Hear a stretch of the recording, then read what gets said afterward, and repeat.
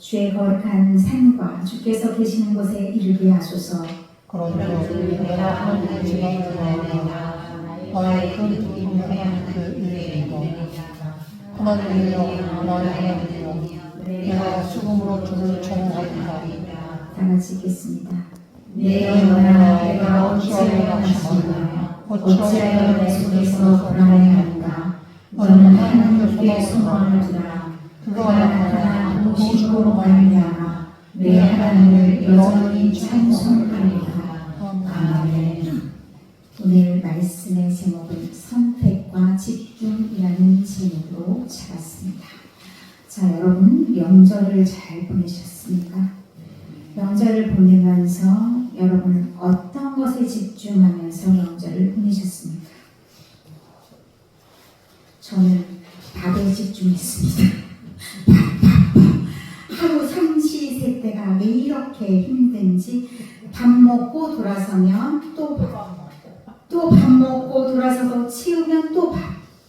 저희 집이 아시죠? 매일매일 같이 사는 식구들이 아니라 손님 맞이에 힘쓰고 있으느라 이때를 잘 보내지 않으면 어떤 원망이 있습니까? 항상 잘못하다. 항상 우리는 뒷전이다. 이런 말을 들을까봐 제가 힘쓰고 애쓰고 준비하면서 밥 끝나는 시간까지 시간을 재봤습니다. 2시간 반. 이거 하루에 너무 많은 시간을 밥 먹다 보내는 거 아닌가, 이런 생각을 해보았습니다. 여러분은 이제 많은 사람들을 만나셨을 것 같고 저는 절반 만나고 절반은 못 만났습니다. 친정 식구들이 다 모여있어서 각자 제가 갔다 오는 바람에 절반은 만나고 나머지 절반은 또 만나야 되는데 만나면서 무슨 얘기가 많이 오가나요? 명절이 좋기도 하고 명절이 한편으로 아주 시험에 드는 그런 때이기도 합니다. 밥 해주다가도 힘들고 옆에 사람 놀고 있는 사람 보면은 눈에서 레이저 나오고 또 어때요?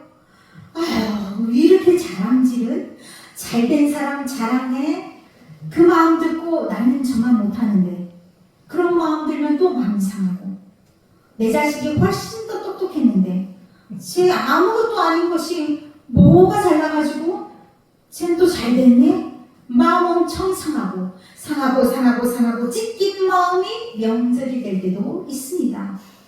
여러분의 마음이 기쁨이 가득 찼다면 아마도 대박난 인생일 텐데 우리가 대박만 인생이 있지 않습니다. 때로는 인생을 살다 보면 때로는 대박이 날 때도 있고 때로는 쪽박 찰 때도 있고 쪽박이 더 많다고 느껴질 때가 훨씬 많은 게 우리의 인생입니다.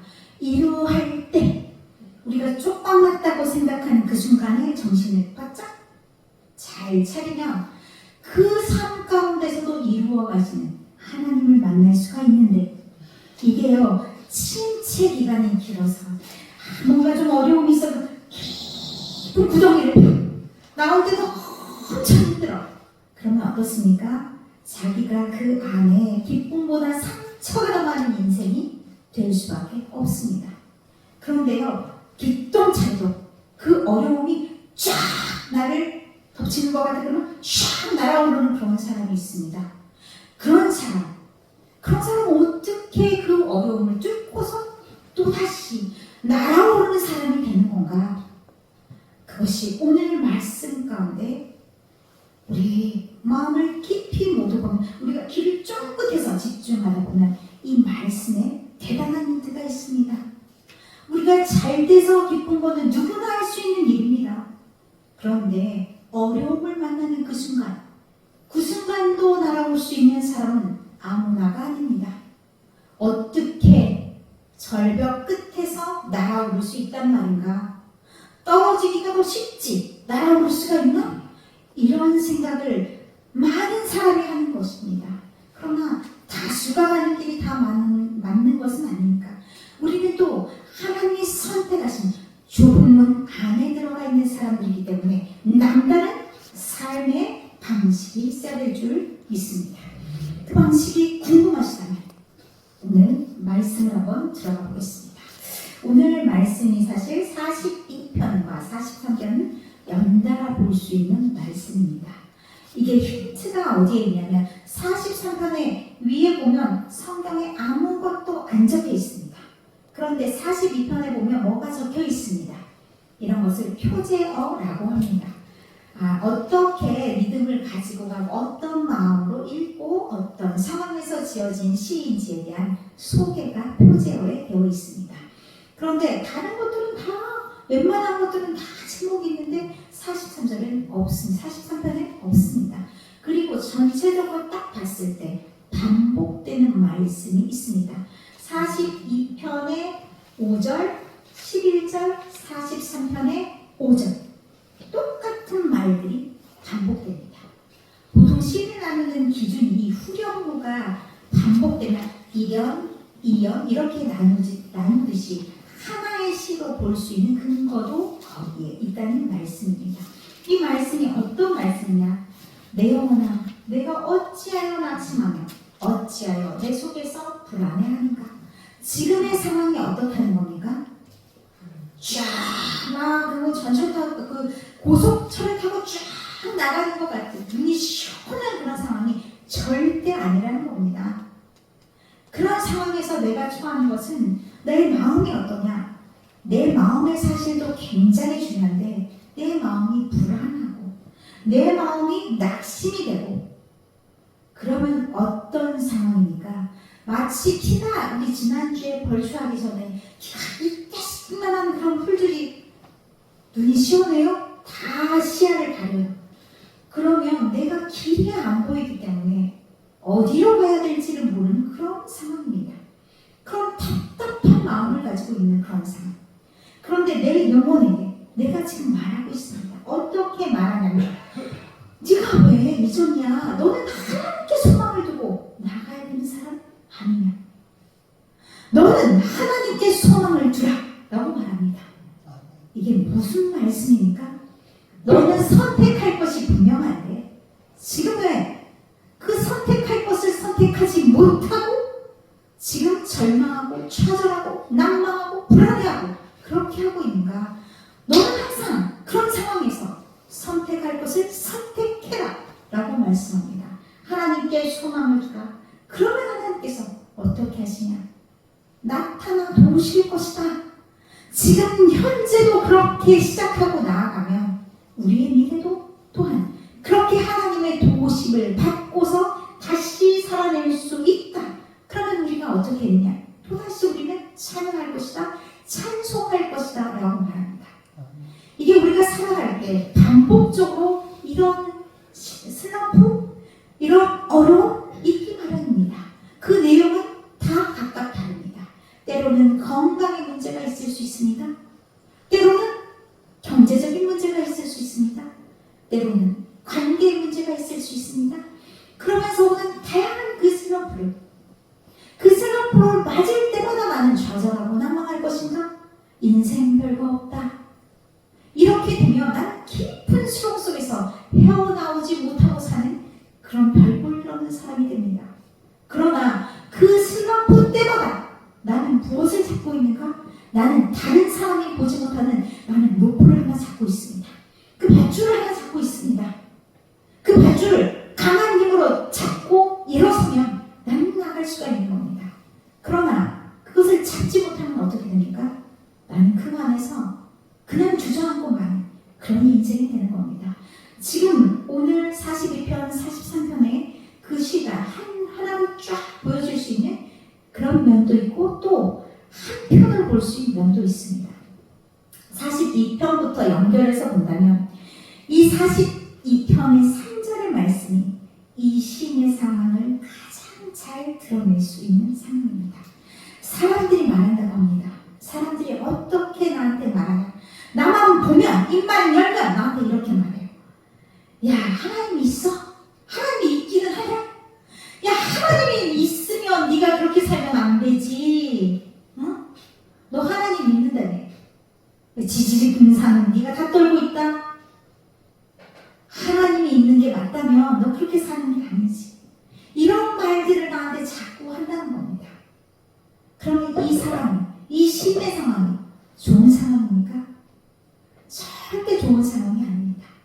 이 말에 집중하다 보면요, 이 말에 현혹되다 보면요, 내가 어떤 상황이 되냐? 내가 절대로 헤어나올 수가 없습니다. 그 말이 나의 기도할 때도 그 말이 생각나. 맨날 그 말이 묵상해. 하나님의 말씀을 묵상하는 게 아니라 그 말씀이 다시 또다시 누가 그랬지. 내가 그런 팔짝을 타고났나 봐. 내가 뭐 어떻게 좋은 꼴을 보겠어. 나는 그런 사람이야. 또 절망을 해. 또 누가 나한테 말했지. 그래, 그 말이 맞겠지. 내가 무슨 대단한 사람이라고. 그 말을 다시 곱씹고 자기 스스로에게 세뇌를 하는 상황이 된다는 겁니다. 그렇게 되면 될 일도 안 돼요. 심리적인 힘이 굉장히 중요합니다. 어제 저희 집에서 운전 연수를 가는 그런 상황이 벌어졌습니다. 아버님이 말씀하십니다. 야, 이 차를 모는 게 더 편해. 이 차보다 이게 더 편해. 본인 당사자가 마음이 안 편하면 안 편한 거잖아요. 그게 발을 가로막고 질질 끌려가고 싶지가 않은 마음이 될 수도 있잖아요. 심리도 사실이다. 팩트다. 그냥 보여지는 것만 사실이 아니다. 이런 말이 오고 갔습니다. 이게 마음이 굉장히 중요합니다. 마음이 끄는 힘이 중요합니다. 마음이 딱 닫혀져요. 내가 그런 사람이지. 내가 지금 그런 상황이지. 그러면 그 절망감이 이루 말할 수가 없어서 헤쳐나갈 수가 없는 겁니다. 그럼 힘이 지는 겁니다. 일어나올 생각이 없는 게 아니라 이미 무너졌기 때문에 나갈 힘이 없는 겁니다. 무엇을 바라보지 못하냐? 내게 힘이 있다는 것, 내게 지금 밧줄을 내려주고 계시는 분이 있다는 것도 볼 여력이 없습니다. 그것도 해본 사람이 하는 겁니다. 자, 기똥찬 예가 누가복음에 나와 있더라. 자, 누가복음에 우리가 선택과 집중을 잘해야 된다는 말씀이 누가복음에 나와 있습니다. 적절한 사람이 있습니다. 마르다와 마리아가 있습니다. 마르다와 마리아가 열심히 각자의 일하는 것 자체가 비교 대상이 되면 안 됩니다. 그것은 각자 하나님께서 주신 사명이라고 생각하는 것을 각자의 영역에서 잘하면 됩니다. 거기까지는 좋습니다. 그러나 내가 옆을 향하는 순간 무엇이 되냐? 시험에 들 수가 있습니다. 나는 내게 주어진 일을 하면 될 뿐이고, 그런데 옆에 있는 사람을 딱 보아니, 엄마, 쟤는 놀고 있네. 놀고 그 다음 뭐라고 해? 자빠졌네. 이렇게 됩니다. 그럼 내가 일은 다 하는 것 같은데 저기 놀고 있는 애들은 뭐하는 짓거리들인가? 이런 마음이 듭니다. 어떻게 되나요? 시험이 됩니다. 내가 하나님과의 관계에 집중하고 하나님과 딱 바로 서면 되는데 어떻게 돼요? 옆을 봅니다. 옆 사람이 잘하고 있나? 내가 감시자가 되면서 나는 은혜를 받지 못합니다. 내 안에 뭐가 빠져요? 감사도 쫙, 기쁨도 쫙, 물거품이 되어버립니다. 그러면 그거 안 하는 게 나을 수도 있습니다. 내가 집중할 수 있는 것만 집중하는 것이 훨씬 더 좋습니다. 나에게 주어진 은혜를 망각하는 것, 그거 아무짝에도 쓸모없기 때문에 가장 중요하다고 생각하는 하나님만 붙들고 나아가면 됩니다. 그러면서 하나님께 기도하고 나가니 하나님이 나에게 주신 은혜가 있고 하나님이 하라고 하신 것, 그것만 몰두하면 되는 겁니다. 그래서 그 상황에 그 모든 문제를 가지고 어디를 나가냐? 하나님께 나가면 됩니다. 그래서 오늘 43편 1절의 말씀이 어떻게 시작하냐? 판단하십시오 나를, 이렇게 시작합니다. 하나님이요.